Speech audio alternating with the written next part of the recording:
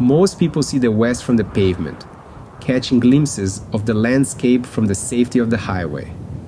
We wanted to see it from the inside out, the remote corners of the map, deep within the most rugged and desolate terrain the United States has to offer. There are still places that remain wild and untouched in this country, but they won't wait for you forever. Don't wait to live your life. The time to get out there is right now.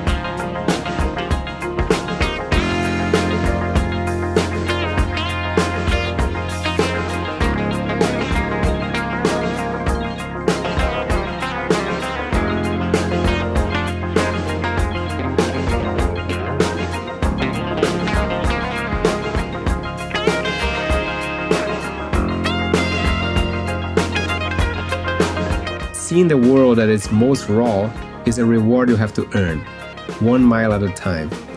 Come with us to the edge of the map.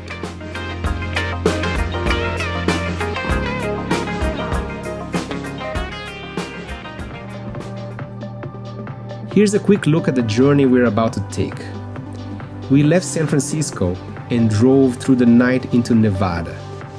The next day, running on very little sleep, we crossed the state from west to east along Highway 50, the so-called loneliest road in America.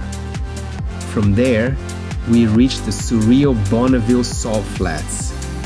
After that, we turned south toward the San Rafael Swell, where the real adventure began. 7 days off the grid, fully self-reliant, exploring some of the most remote terrain of the trip. We also spent time around Capitol Reef before eventually emerging from the wilderness and making our way to Monument Valley. Then we spent 2 days exploring the area around Page, Arizona. And finally, we wrapped it up with 2 unforgettable nights camping right on the edge of the Grand Canyon before heading back home. 17 days in total, almost 5,000 kilometers or 3,000 miles. Let's get going.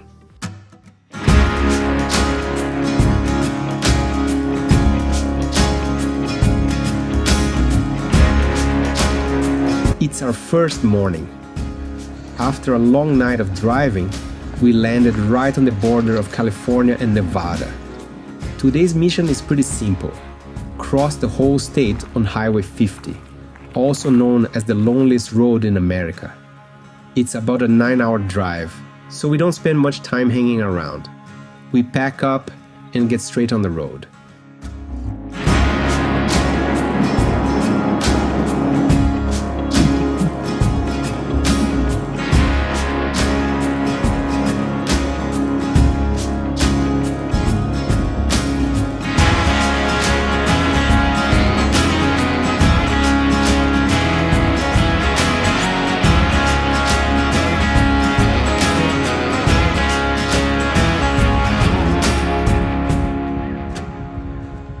This castle was built in the 1890s by a mining and railroad tycoon, inspired by a tower he saw in Italy.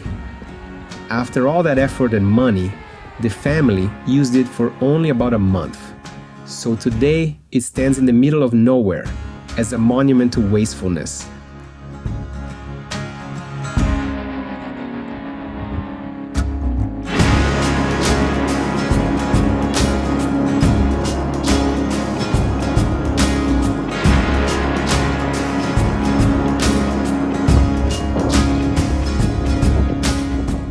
We are crossing Nevada right now on the US 50, which has been nicknamed the loneliest road in America. I'm not that sure if it's that lonely, because you do see cars every few minutes, but in terms of like towns and infrastructure, gas stations, whatever, it really is super lonely. It's hundreds of miles with nothing around, as you can see. What really shocked me is how scenic it is. In my mind, I picture something very flat, dry, like desert. And there's really like a lot of mountains and valleys and vegetation. The scenery changes a lot. We saw wild horses, so it's a super beautiful drive. I highly recommend it. If you ever want to cross Nevada from east to west, highly recommend this drive.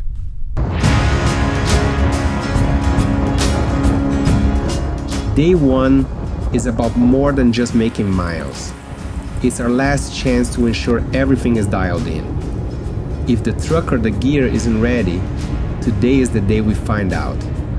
Tomorrow, the real test begins and the safety net disappears. Once we're off grid, there's no room for maybe.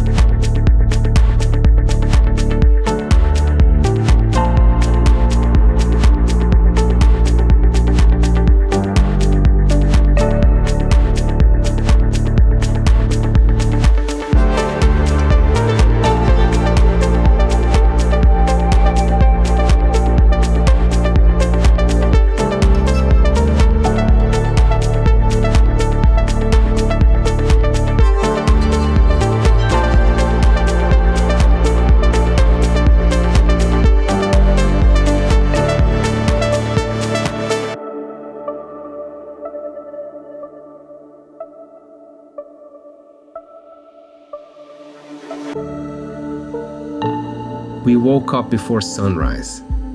Everything is covered in a smooth, white layer that stretches as far as you can see. For a moment, it almost looks like we're driving on ice, quiet and completely empty.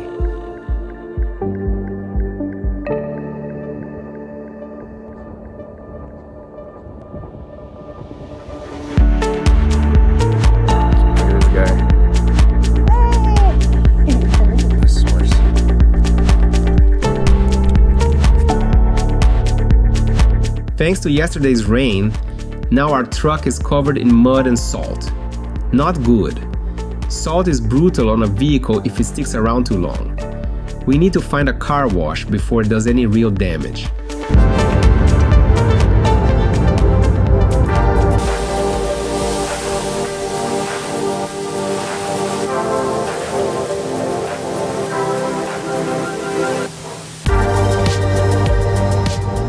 With the truck cleaned up, it's time to get back on the road. Today we're crossing about half of Utah. 6 hours of back roads, big skies, and plenty of scenery to enjoy along the way.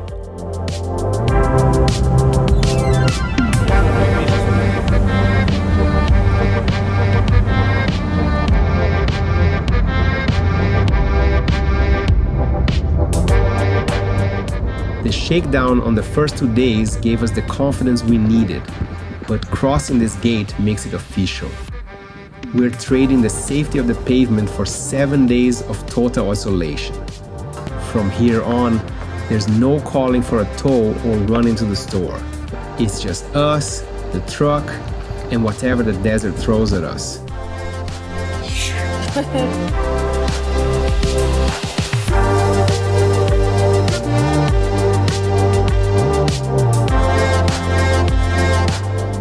We are entering the San Rafael Swell, a massive geological formation of tilted rock and ancient canyons, shaped over millions of years.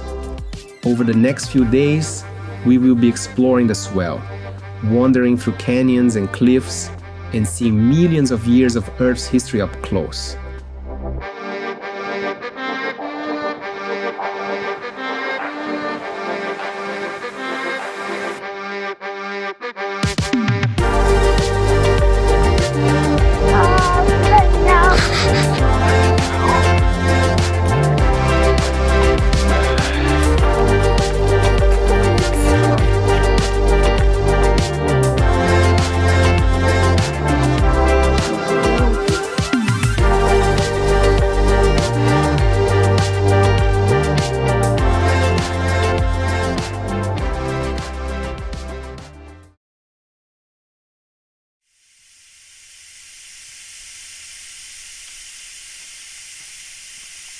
Airing down the tires is always a very exciting time. It has almost a symbolic meaning because we are leaving pavement behind and, in a way, civilization, and we are getting into the wilderness, the adventure, off-roading, fun. So I always personally get super excited when we air down the tires. Right now, we are in beautiful Utah, more precisely the San Rafael Swell. We are gonna spend the next week exploring this place, 6 nights. I don't think we have ever been out of civilization for this long, an entire week without seeing pavement. So we have plenty of extra food, water, and gas. Stick around, this is gonna be amazing.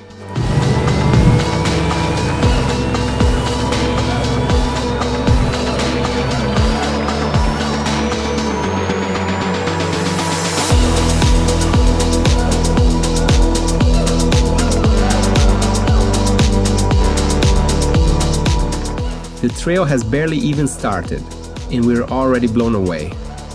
We're driving through this deep, narrow canyon with red walls shooting straight up for hundreds of meters. Ancient pictographs cover the rock faces. Just incredible. And we're only just getting started.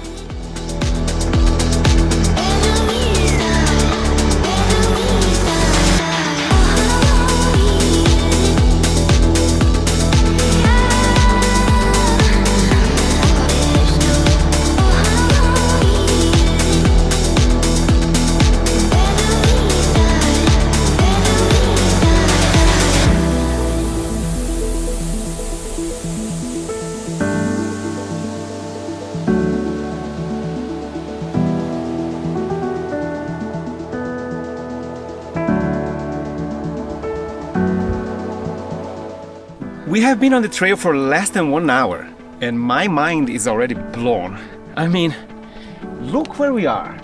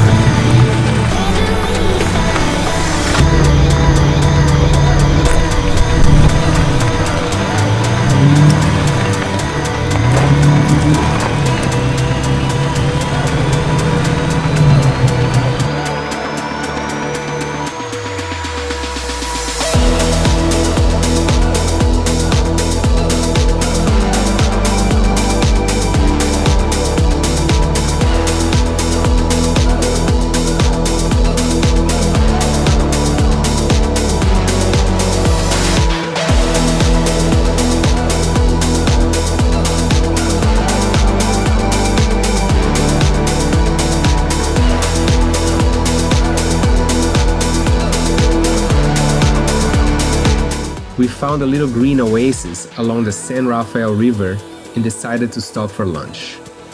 Camp for tonight wasn't far, and for once, we were ahead of schedule. So we decided to explore a side canyon before reaching camp, and we're so glad we did.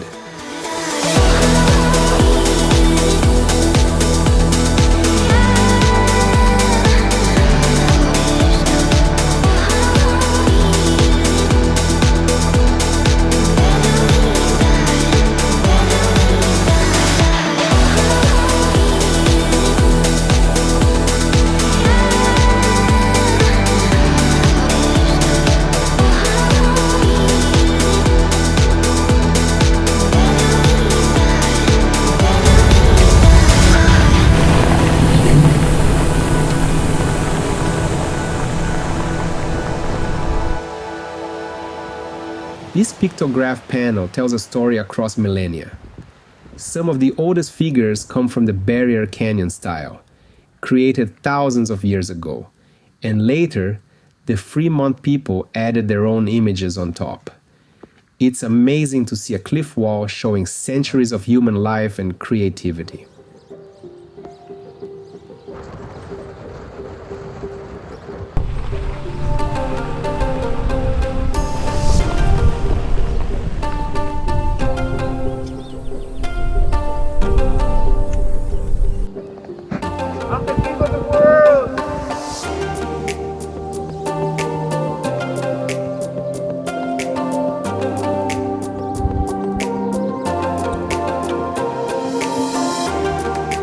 No complaints about the spot.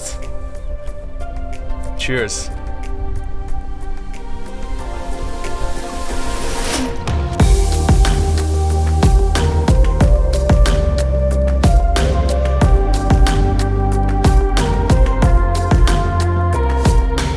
Our camp for the night was this stunning canyon cut deep into the sandstone.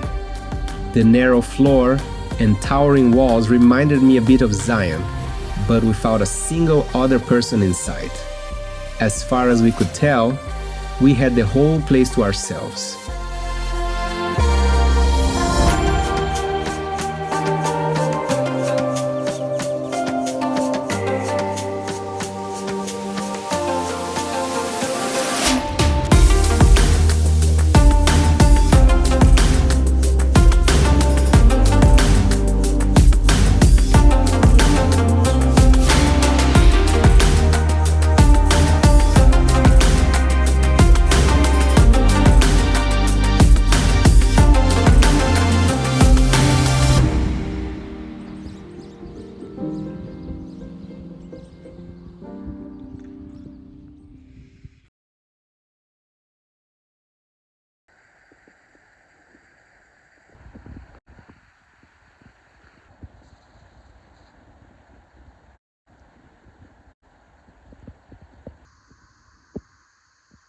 We woke up to the canyon walls glowing in the morning sun.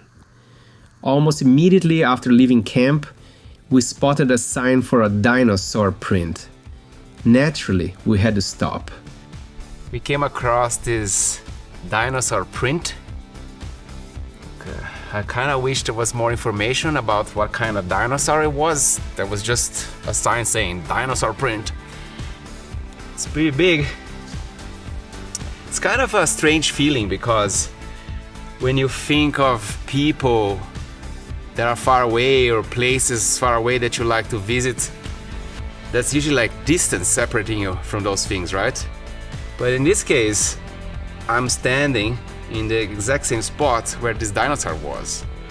But what separates us is time, like lots and lots of time.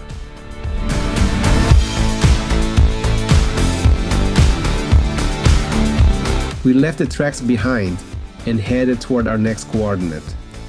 We had seen some incredible sights already, but this was about to be on another scale entirely.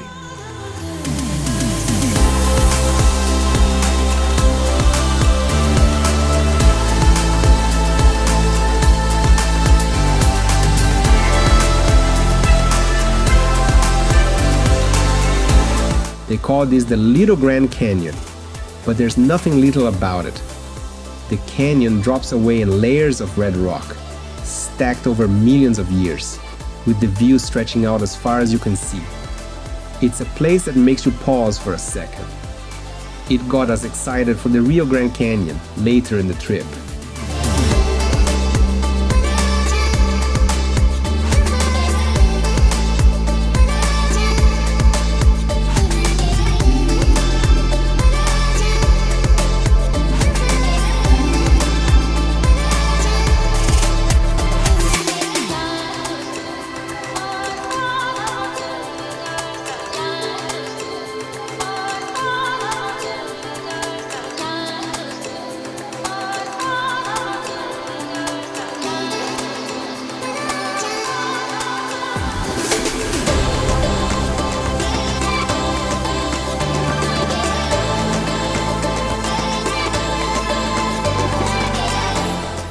We just had lunch here on the Wedge overlooking what they call the Little Grand Canyon, and wow, what a nice spot for lunch. What an epic spot.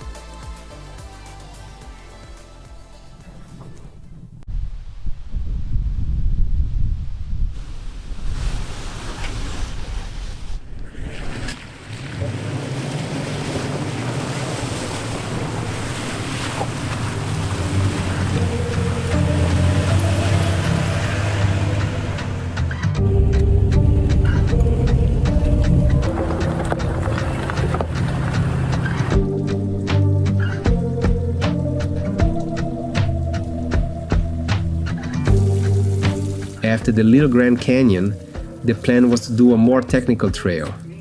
Nothing too extreme, just enough to keep it fun, or so we thought. What we didn't know yet was that this trail was about to kick our asses.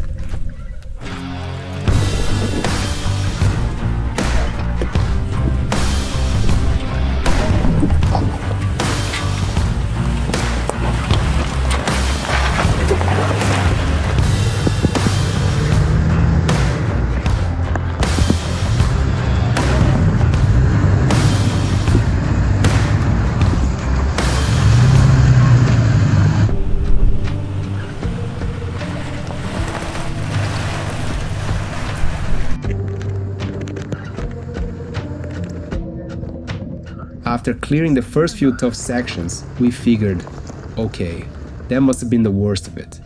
There's no way the whole trail is like this. Right? Right?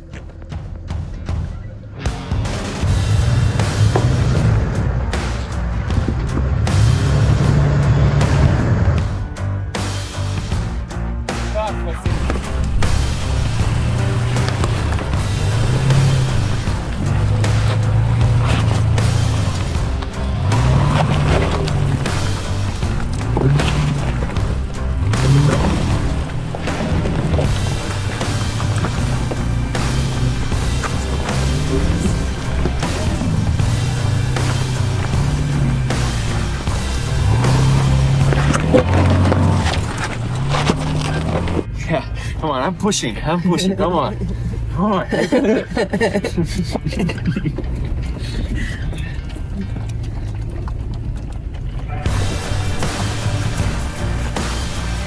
On the left? Turn right. Right here. Yeah.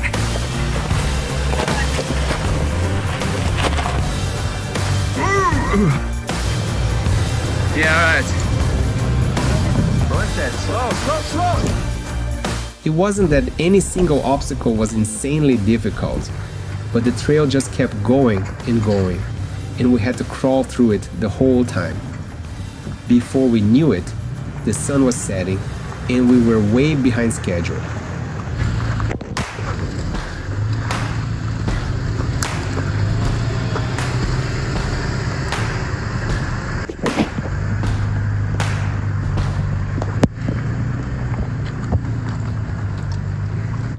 Today, after the Wedge and the Little Grand Canyon, we went on this trail called the Eva Conover Trail. I was expecting this trail to be kind of challenging, but nothing too crazy. That's why I chose to do it. And don't get me wrong, the first couple of hours was a lot of fun, you know, some challenging obstacles, and we were driving on this wash in the river. It was cool. But, you know, 4 hours into the trail, it became kind of tiring, right? Like this trail would never end, and it was getting dark. We didn't want to get into camp at night. So it was tough in the end of the day. This trail is rated a 2 out of 10 on X Off-Road, which is like, I mean, you saw the footage. That's not a 2 out of 10 in my view. 2 out of 10 is something a Subaru can handle, right? So I don't know what people are smoking over there, but anyway, once we finished the trail, we found this little bit of pavement close to the freeway, and we were like so relieved, like, oh, finally it is over. And we were supposed to do another trail afterwards, but it was getting dark and we just wanted to be over. So we cheated a little bit, took a detour. We didn't do the Eagle Canyon Trail. And well, yeah, we arrived here. It was like 8 something p.m. It was dark. Rough day. But it's part of the fun, right? Like, it was definitely the most technical off-roading we ever did. So, short night tonight. We'll see how's it gonna look tomorrow.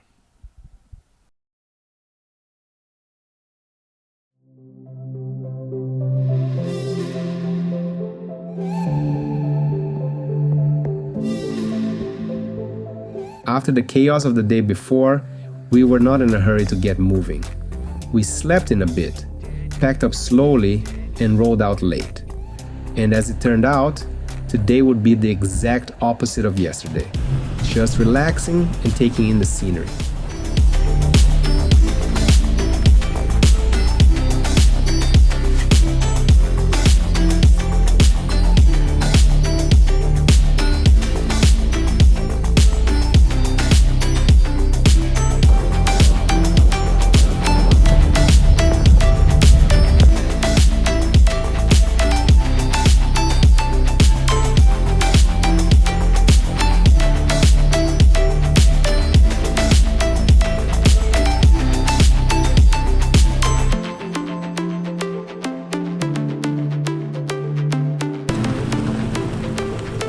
We had no specific places to stop today. Out here, the whole region is the highlight. The San Rafael Swell, Utah in general. Everywhere you look, there's something incredible. You don't really have to search for it. It's everywhere. The views are just non-stop.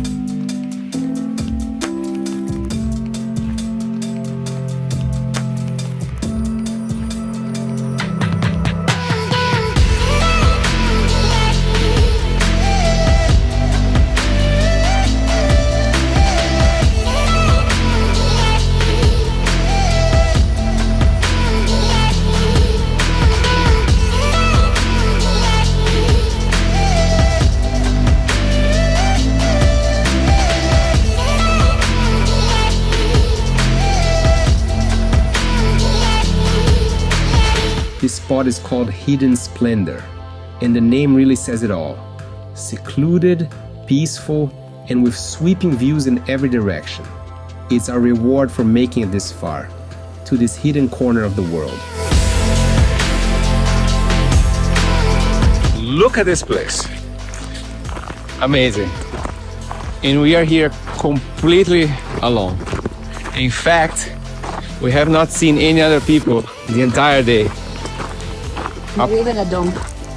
Not even a donkey. We did see some two crazy cyclists, but apart from that, no one.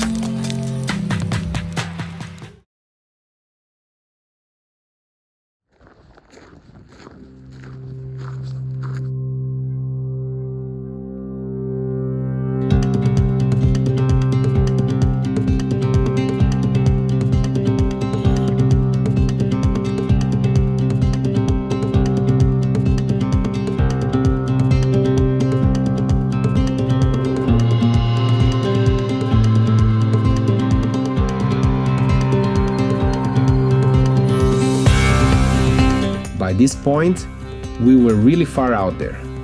You start checking the water levels and fuel gauges with a bit more focus.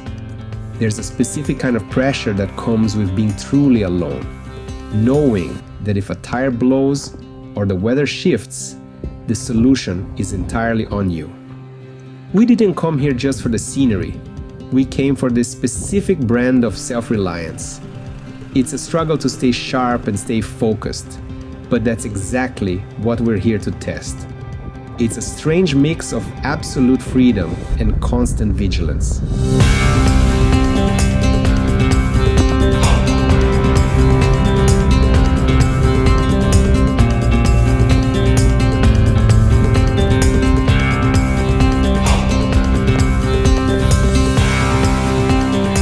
It's time to get out of the truck and mix things up. Our next destination is so narrow that a vehicle just won't fit. We're going the rest of the way on foot.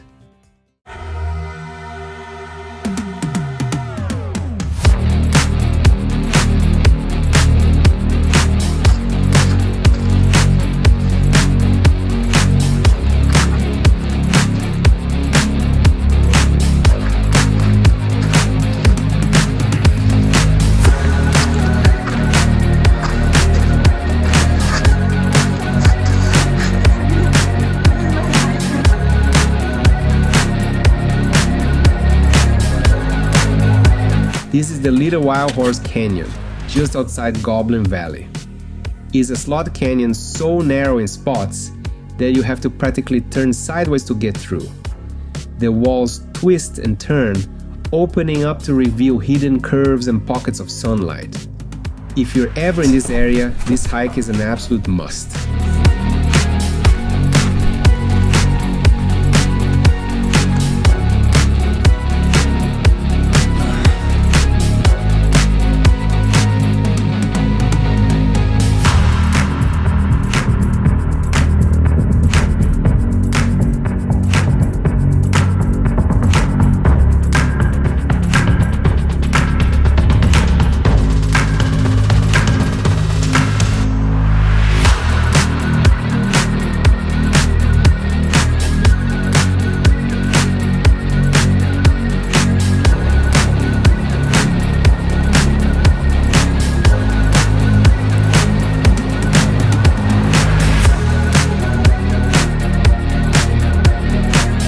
We finished the day wandering through the strange formations of Goblin Valley.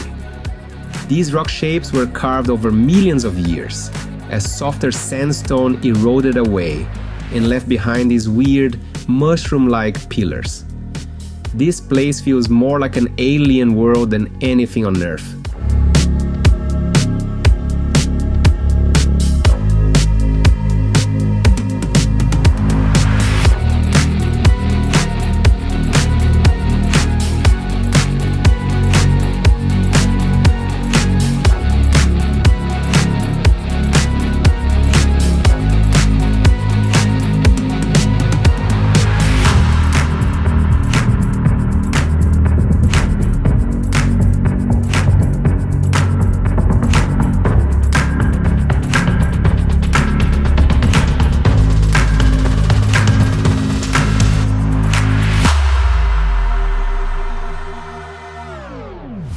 Remember when I said all that stuff about airing down the tires being the most exciting thing in the world?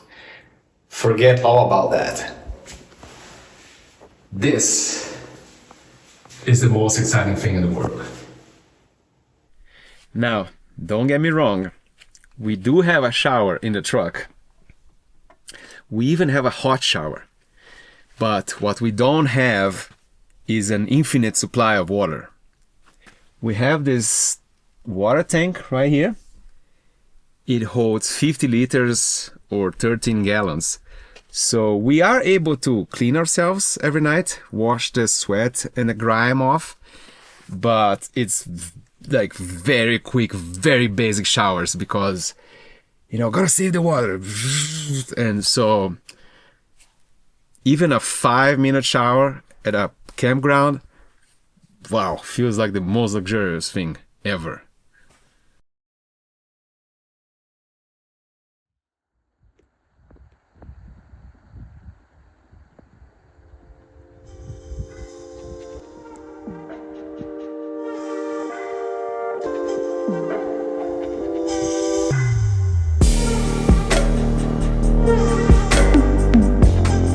We woke up just outside Goblin Valley, with that perfect early morning light hitting the landscape.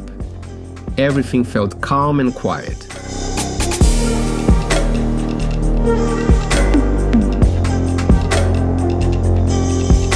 We didn't know it yet, but we were about to head out for one of the most amazing days of the entire trip.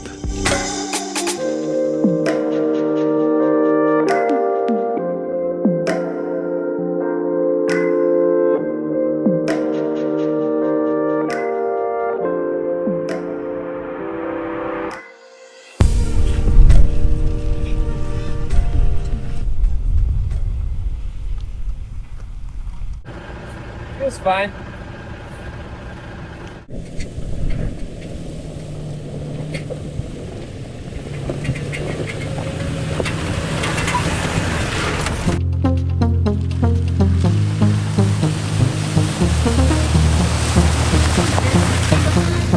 This was one of the most visually intense days of the journey.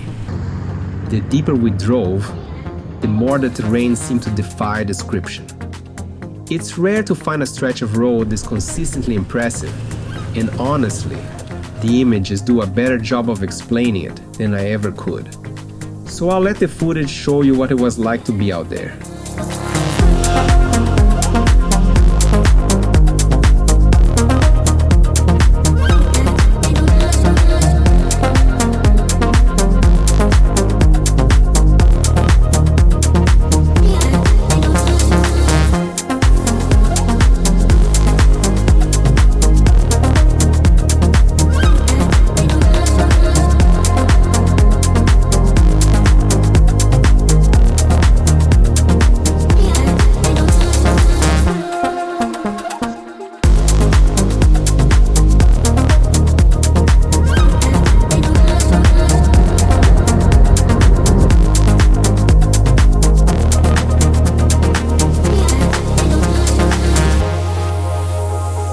Welcome to the moon. Just an hour ago, we were driving through red and purple hills that look like Mars, or maybe even Jupiter. And now we're here, staring at something that feels like the moon. When we left camp, I had no idea we were about to take a tour of the solar system.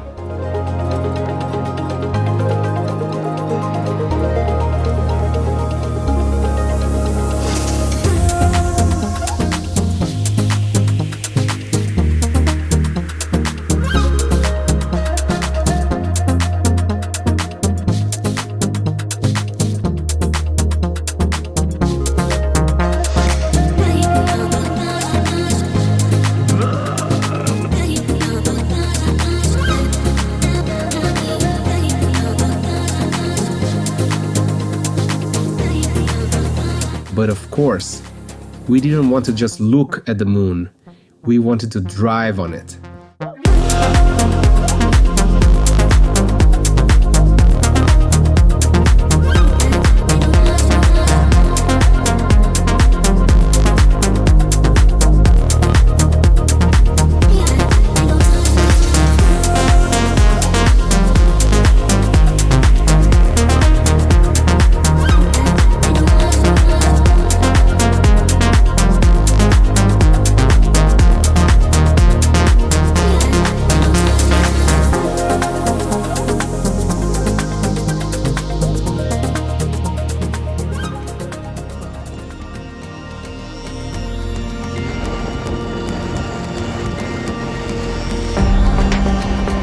The landscape is covered in these smooth, colorful layers. It's such a convincing alien landscape that NASA even uses this area to simulate life on Mars. And standing here, it's easy to see why.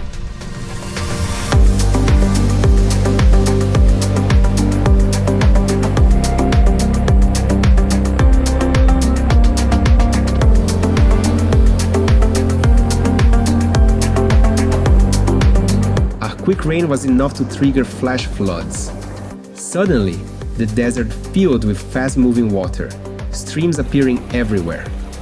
It really showed us exactly why flash floods are so dangerous. And we had no other option but to push on.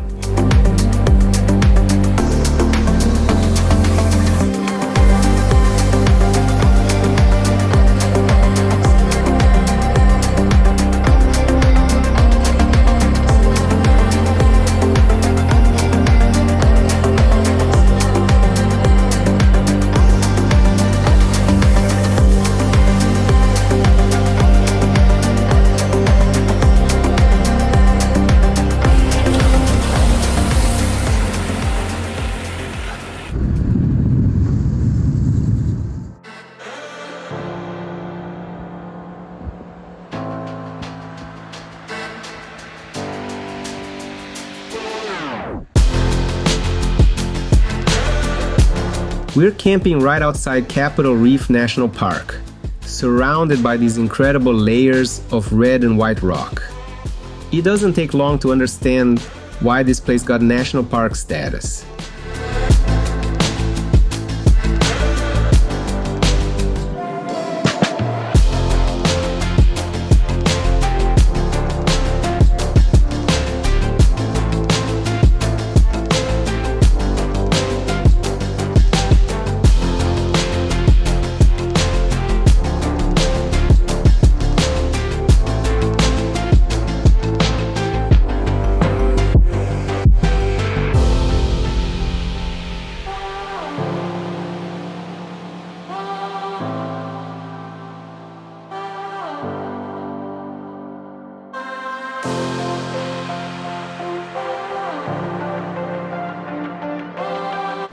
I think today has been pretty much my favorite day on the trip so far.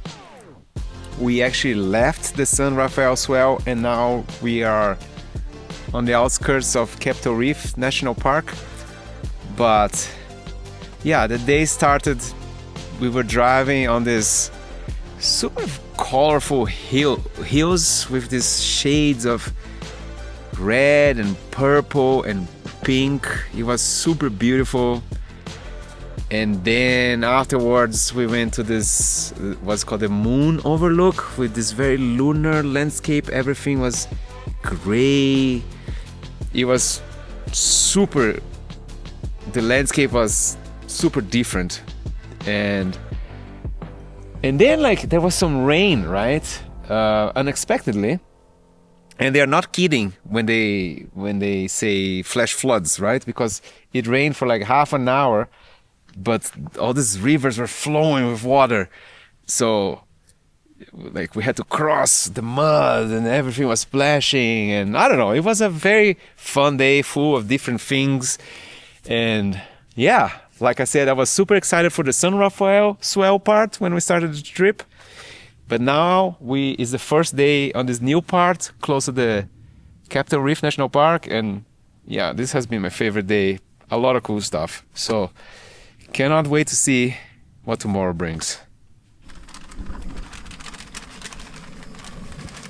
Dinner tonight, tacos.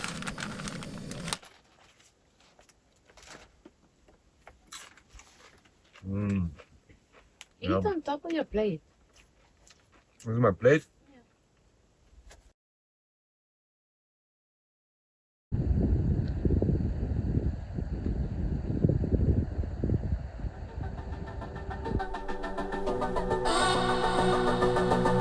Capitol Reef was right in front of us, and we entered through Cathedral Valley.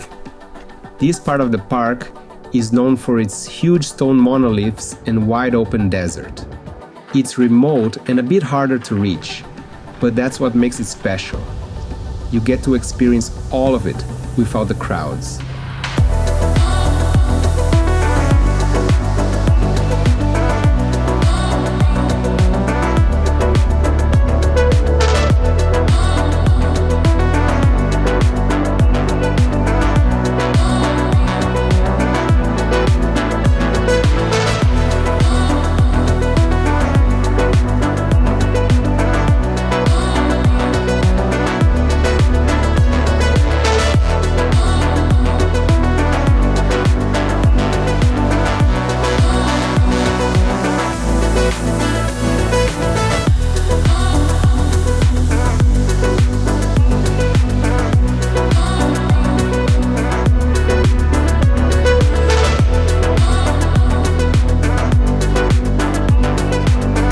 We are at the Cathedral Valley overlook in Capitol Reef National Park.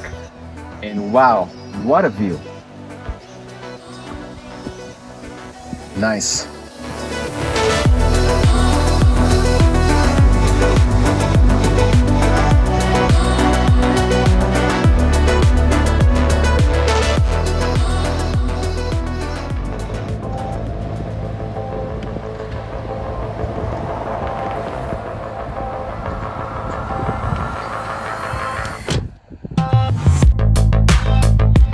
That's where we are headed now. The landscape here is again full of these surreal painted mounds of bentonite clay. The colors look almost artificial. Even after a week in the desert, seeing this feels less like a drive through Utah and more like we're navigating the surface of a different planet.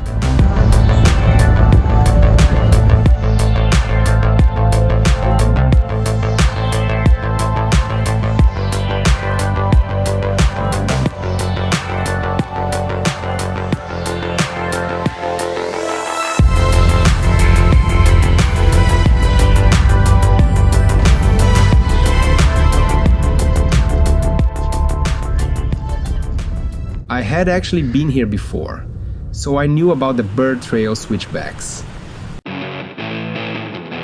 They were not even part of our plan this time, so technically we had no reason to go there. But we could not resist the chance to have fun.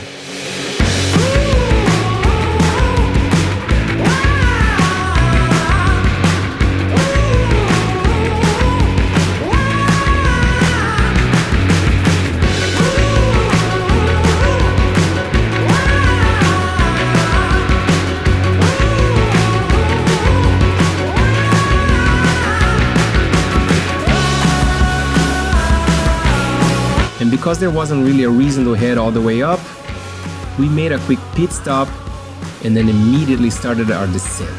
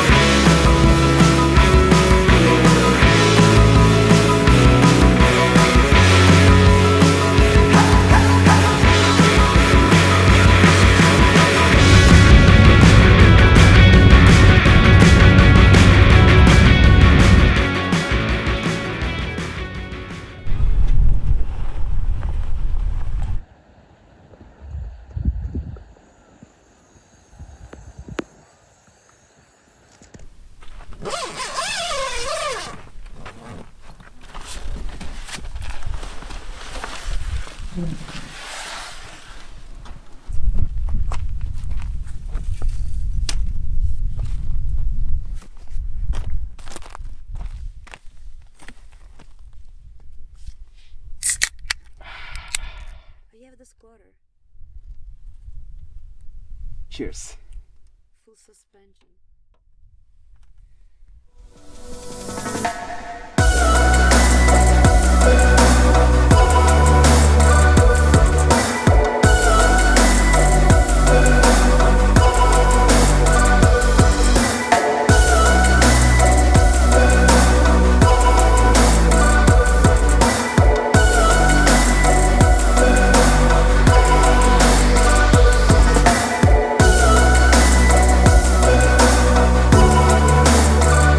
And here we were, on the last night of our week, fully off the grid. Tomorrow, we will be back to roads, towns, and people. But for tonight, perched on the edge of the cliff with the valley below, it felt like the perfect way to close the chapter.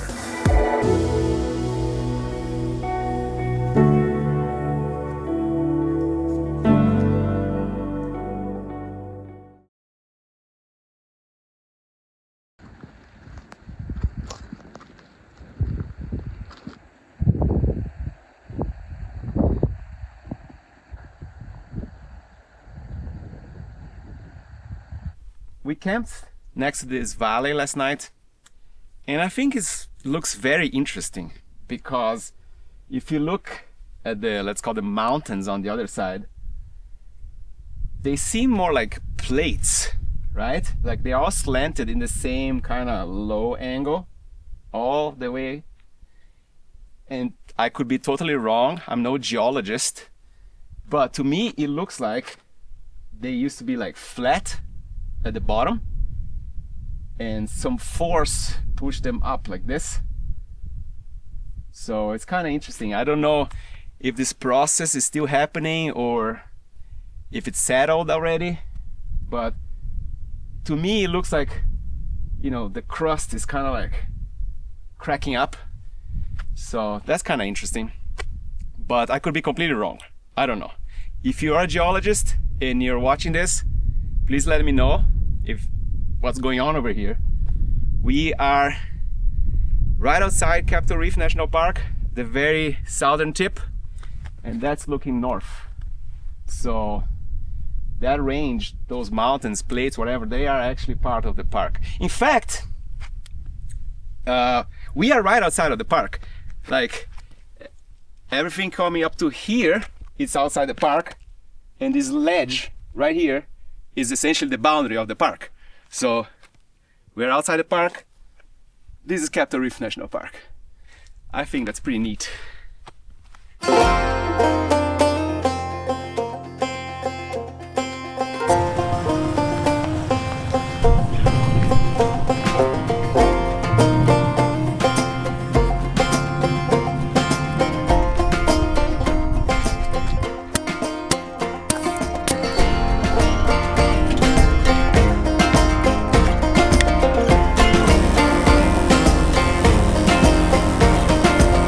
We are back on the pavement again, ready to rejoin civilization.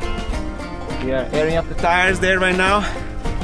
I don't even know how many nights we were camping and off-roading, 6, 7 nights. It's been a long time. As much as I love all the adventure and the roughness, to tell you the truth, kind of ready for some smooth driving, shower, some laundry. We are going to Monument Valley now. There's a nice campground there, so it'll be a good opportunity for us to just reset, get clean and organized, and go for the last legs of this trip. Emerging from the wilderness after a week of total isolation feels like stepping back into a different timeline. We're trading the silence of the deep country for the icons of the West. But seeing places like Monument Valley feels different now. We are not just passing through. We have earned our place in this landscape. We found this canyon just off the side of the road. I don't even know its name. Only in Utah could a place this incredible feel so unremarkable.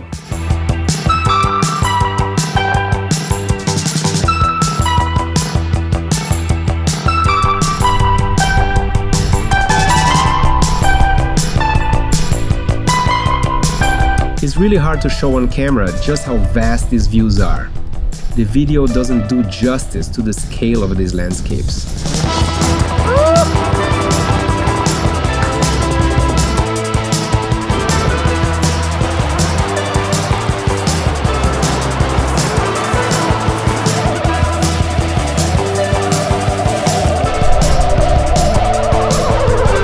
We've been driving for a few hours We are almost at Monument Valley, and we reached this point, which is we're essentially at the edge of this plateau. And I think it's really cool because, as you can see, we are like flat, and then there's this massive drop, and then there's again flat. I think that's pretty cool. And you might be asking yourself, if we are at the edge of the plateau and we need to go down there, how are we gonna get down there?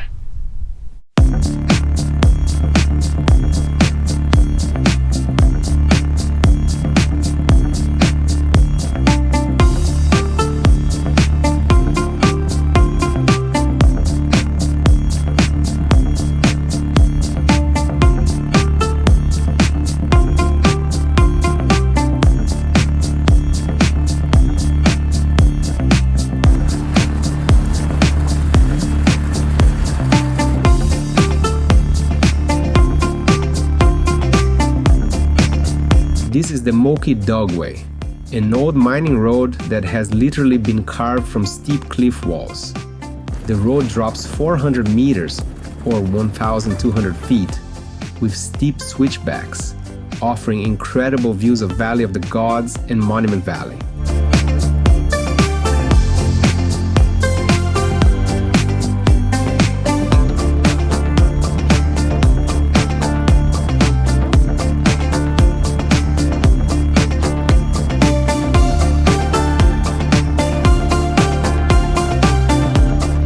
We pulled into Gooseneck State Park for a quick look. The river has carved these insane twisting formations over time, and it's easy to see how the park got its name.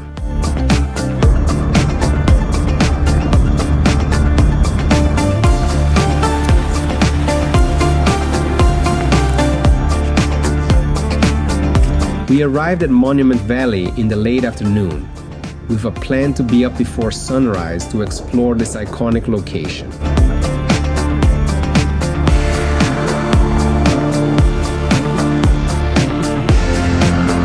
But the desert had a surprise for us tonight. A rocket launch heading into orbit right in front of us. It's not every day that you see the future flying over a landscape this old.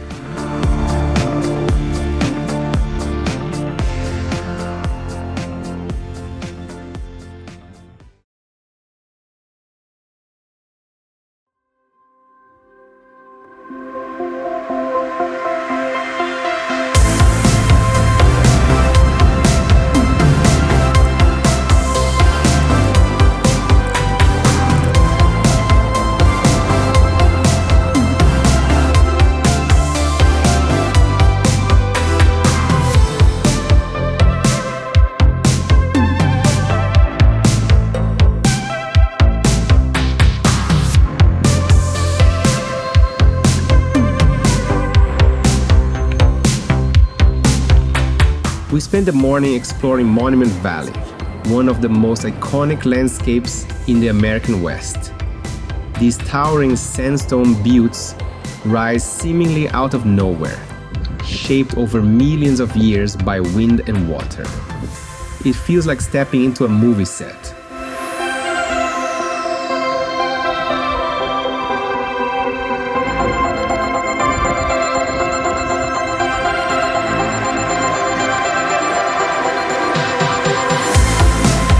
This area has served as the backdrop for countless films, from classic westerns to modern films, and standing here, you can see why. It's cinematic in every sense.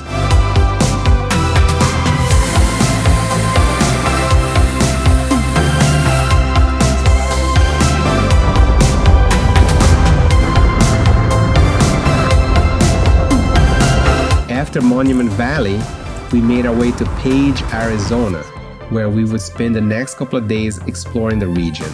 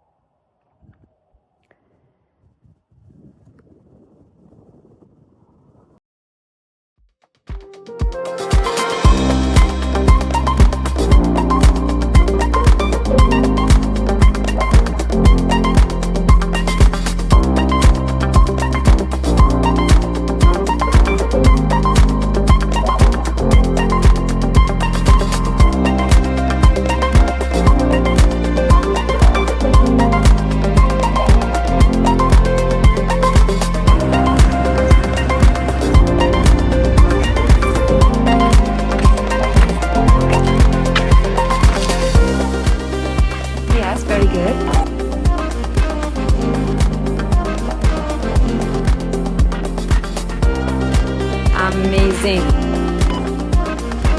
Oh, perfect. You are doing awesome. Amazing. We spent a day in Page, starting with a visit to the impressive Glen Canyon Dam. This massive structure holds back the Colorado River to form Lake Powell, stretching for hundreds of miles through the desert.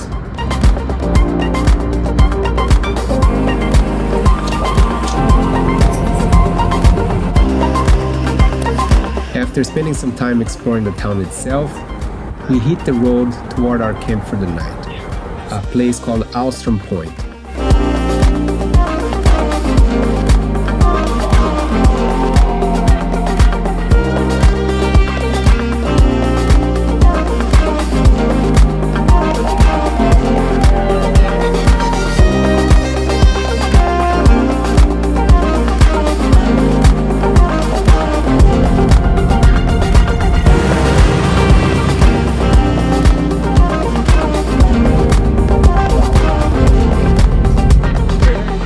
We are heading to Alstrom Point right now, which is where we're gonna spend the night. And to get there, we are driving on Smoky Mountain Road. And that one over there is Smoky Mountain. Now, I don't know if it's just me, but I can see a perfect face on the side of the mountain. Not sure if you can see the eyes, the nose, and what looks like a beard. And even has a small helmet on top. So to me, it looks like Gimli from Lord of the Rings. I don't know, I think it's funny how this mountain has a face on it.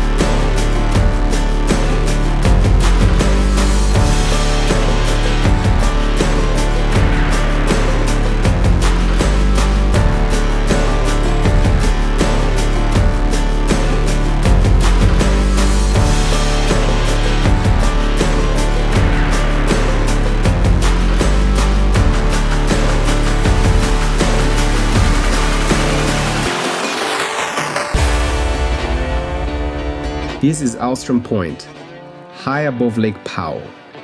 Sitting right on the edge of the cliff, with the lake stretching out below, is an incredible spot for sunset. By the end of it, we both agreed. This was our favorite camp of the entire trip.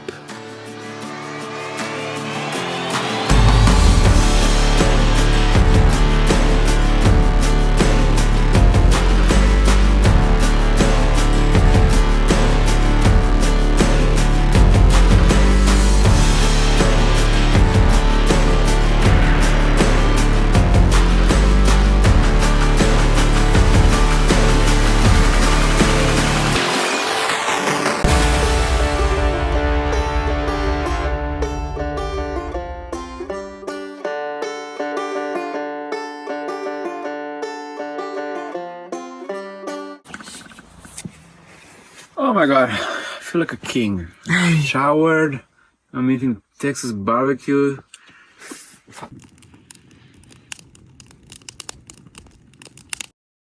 The fireworks are courtesy of a few boats down on the lake.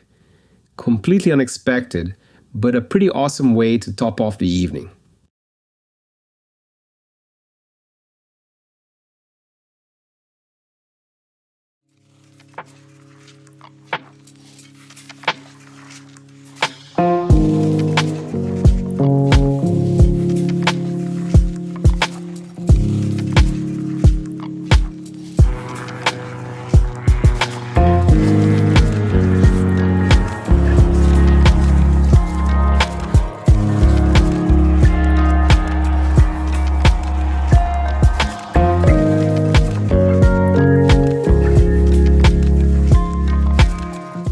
Antelope Canyon feels almost like a work of art.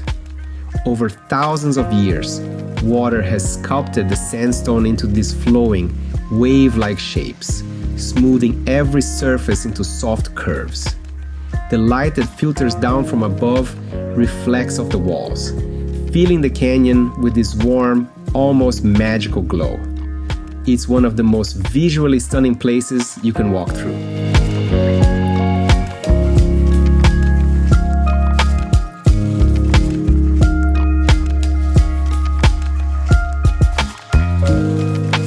The footage here might look a little different, and that's because it is. This canyon is only accessible via a guided tour, and ours came with a strict no video policy and the threat of a lawsuit to back it up. It was a jarring reminder that we were officially back in civilization. Since filming isn't allowed inside the canyon, what you're seeing is based on still photos, animated to bring the experience to life. It also doesn't show how crowded and rushed these tours are. It's definitely a very commercialized experience, but even so, the beauty of the canyon is undeniable, and it's still absolutely worth seeing at least once.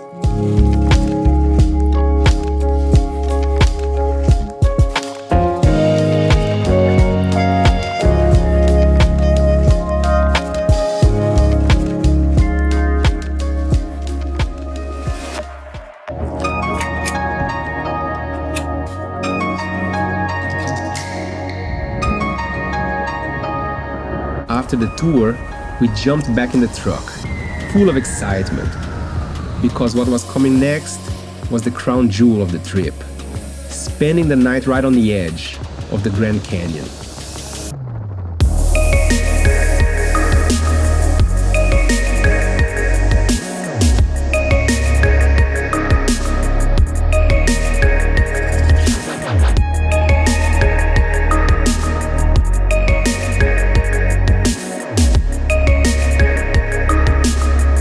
The Grand Canyon doesn't really need an introduction.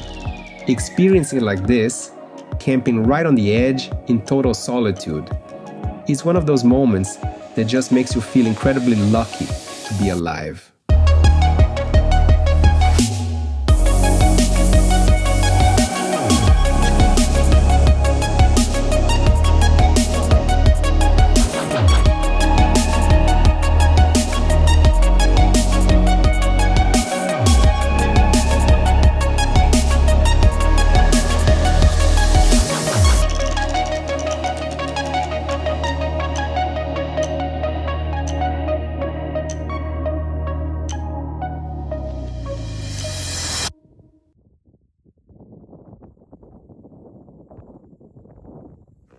I just want to give a big shout out to Big John's Texas Barbecue in Page, Arizona. Yeah, look at this beauty right here. And it's delicious. Good stuff. Good stuff. Also, it's windy as hell here. That's why our situation looks a bit more precarious than usual.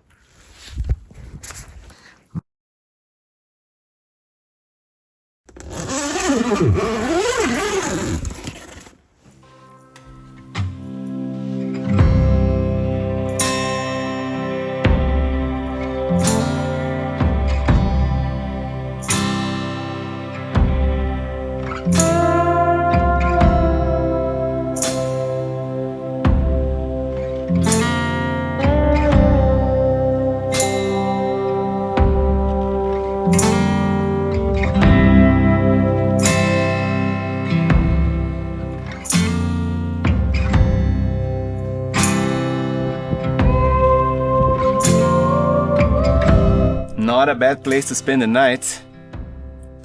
We are right on the edge of the Grand Canyon. In fact, it's a bit nerve-wracking to stand here right on the edge, because it's a huge drop down there. It's about a 700 meter or 2,000 feet drop. So it's kind of scary to be here.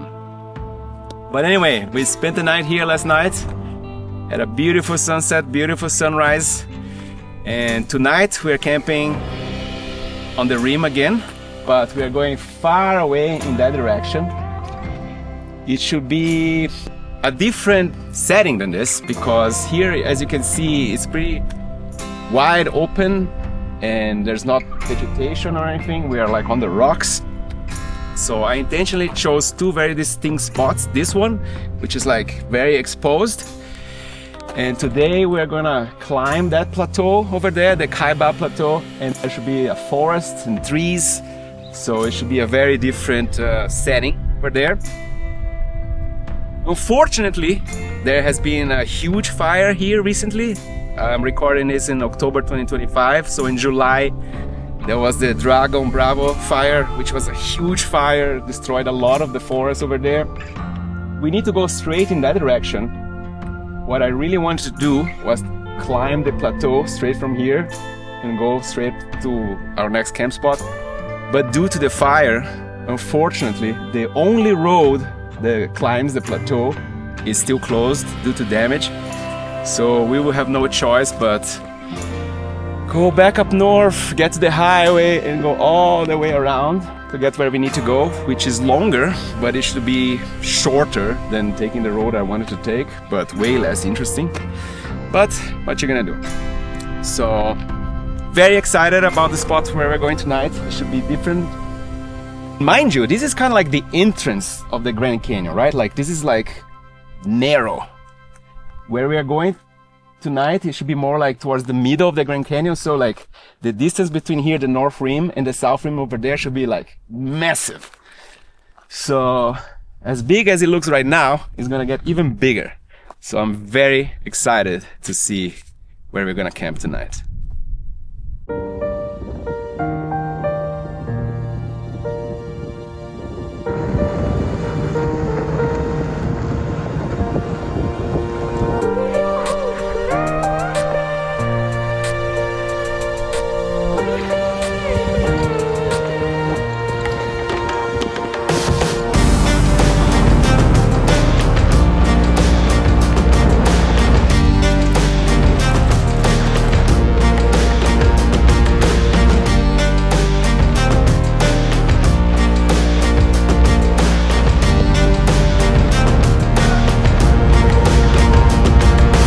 Something we didn't expect at the Grand Canyon was a full-on forest exploding with fall colors.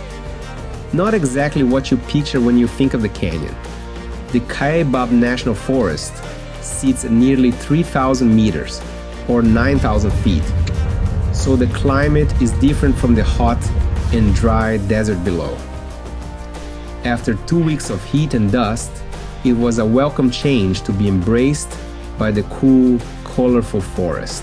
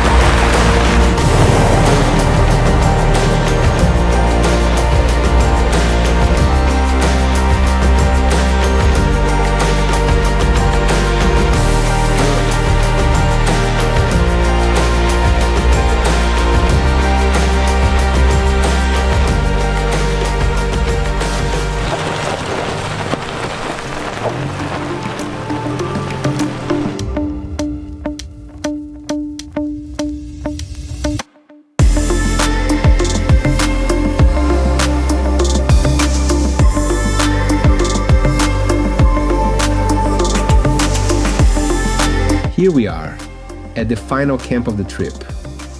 Looking out over the canyon, you realize the point wasn't just to cross the desert or check off a list of coordinates. It was to strip away the noise long enough to hear yourself think again. We came for the scenery, but we're leaving with a brand of self-reliance you can't find on a paved road. The dust will wash off, but the perspective stays.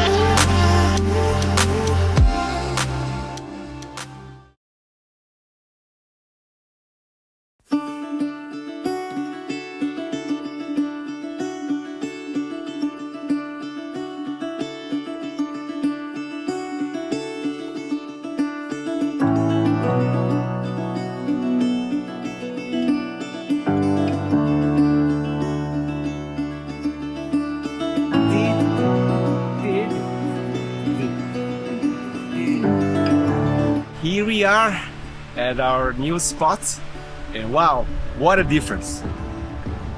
We are surrounded by this beautiful forest with fall colors, which I was not even expecting, but was super pretty.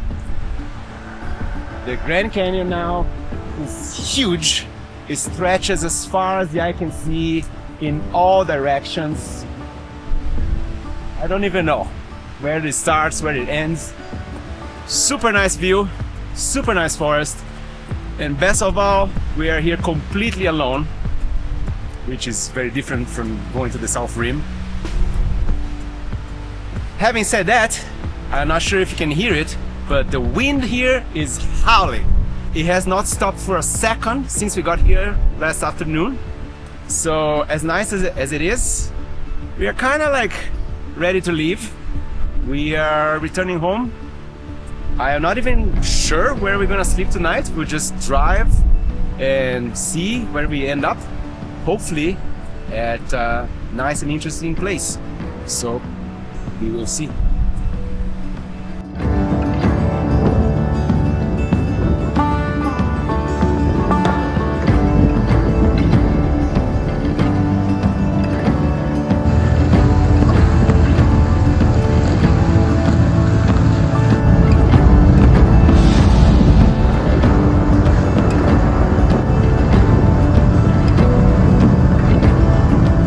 And dear friends, after 2 weeks of rugged trails, remote camping, and communing with nature, I am almost embarrassed to tell you where we spent our last night.